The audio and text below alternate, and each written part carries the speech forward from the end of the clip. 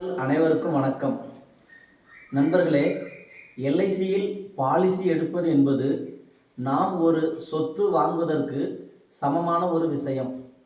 உதாரணமாக 10 லட்சத்திற்கு நாம் ஒரு சொத்து வாங்கும்போது 20 வருடத்தில் அந்த மதிப்பு 20 + 25 லட்சங்களாக மாறிவிடுகிறது.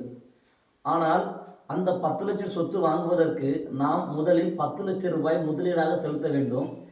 உதாரணமாக நாம் 10 லட்சம் கடன் வாங்கி சொத்து வாங்கி விற்போம் என்றால் 20 வருடத்திற்கு அதற்கான வட்டி நாம் எவ்வளவு கட்டுகிறோம் என்பதை பார்க்க வேண்டும். 20 லட்சத்திற்கு எல்ஐசியில் 10 லட்சத்திற்கு எல்ஐசியில் ஒரு சொத்து பாலிசி வாங்க போகிறோம் என்றால் நாம் தவணை அடிப்படையில் பிரீமியம் செலுத்துகிறோம். உதாரணமாக ஒருவர் 10 லட்சத்திற்கு சொத்து வாங்குகிறார் என்றால் வருடத்திற்கு 50,000 பிரீமியம் கட்டுகிறார். 20 வருடத்திற்கு மொத்தமாக அவர் 10 லட்சம் பிரீமியம் செலுத்துகிறார்.